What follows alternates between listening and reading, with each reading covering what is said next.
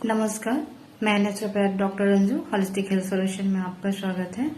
आज मैं आपको स्वस्थ रहने के लिए वो स्वस्थ बातें, साउंड, वर्ड्स जो आपके माइंड में हमेशा ये होनी चाहिए, उसके संज्ञान होनी चाहिए कि आपको ये बातें क्यों कही जा रही है और आपको ये पता होना चाहिए।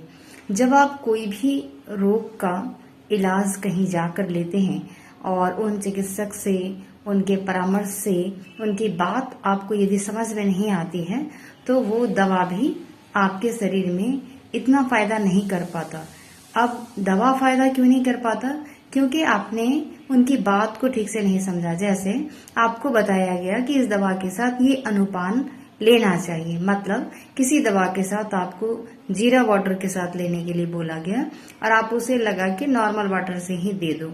तो ये बातें बहुत ज्यादा आपको स्वस्थ बनाने के बजाय बिगाड़ने का भी काम कर सकती है, या जितना स्वस्थ होना चाहिए आप नहीं हो पाएंगे, इससे लेट हो जाता है।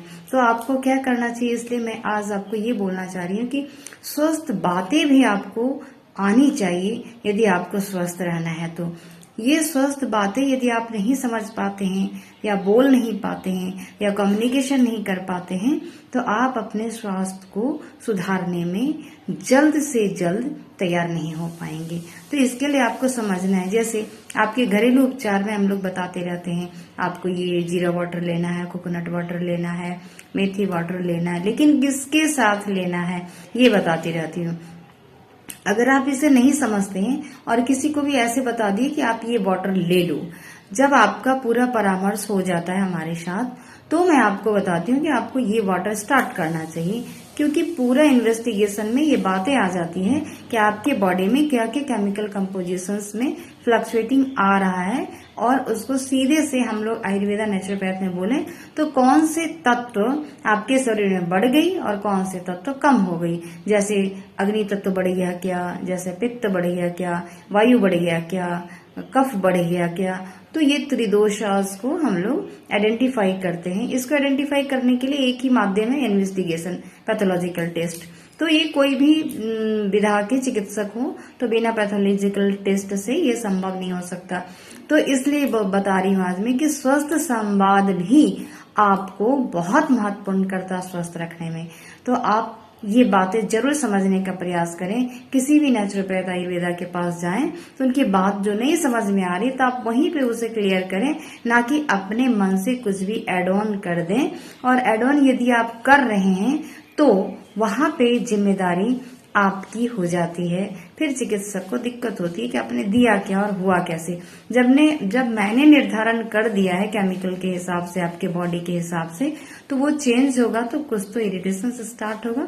कुछ वजह ये भी हो जाते हैं और कुछ वजह ये भी हो जाते हैं कि लोगों को लगता है कि हाँ ये जीरा वाटर या मेथी वाटर या सौंफ वाटर ये चलो नॉर्मल चीज है, घर की चीज है, लेकिन हमेशा याद रखिए निश्चित मात्रा, तय की गई मात्रा आपके शरीर के हिसाब से आपको लाभ देगी, ना कि आप ऐसे किसी को अगर बता दिए तो उसे भी लाभ देगी।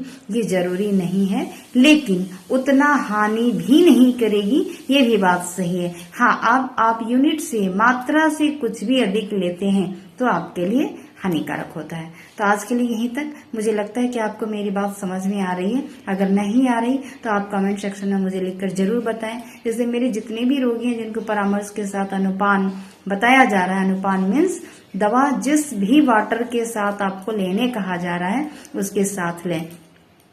अब दवा क्या है? दवा यही है जो प्रकृति के पत्ते को पीस कर पाउडर बना के, पेस्ट बना के जो आपको पहुंचाया जा रहा है, ये सब प्रकृति की औषधि आपको दी जा रही है कि ये तत्व कम हो गया, ये देने के बाद वो तत्व बैलेंस हो जाएगा और फिर आप ठीक हो जाएंगे। कई बार ये तत्व आपके शरीर में जाने में और ऑर्गेन्स को रिसीव करने में समय लगता है, तो आप वो समय अपने शरीर को रिलैक्स करें तो ये जल्दी होना शुरू हो जाएगा। आज के लिए यहीं तक, धन्यवाद।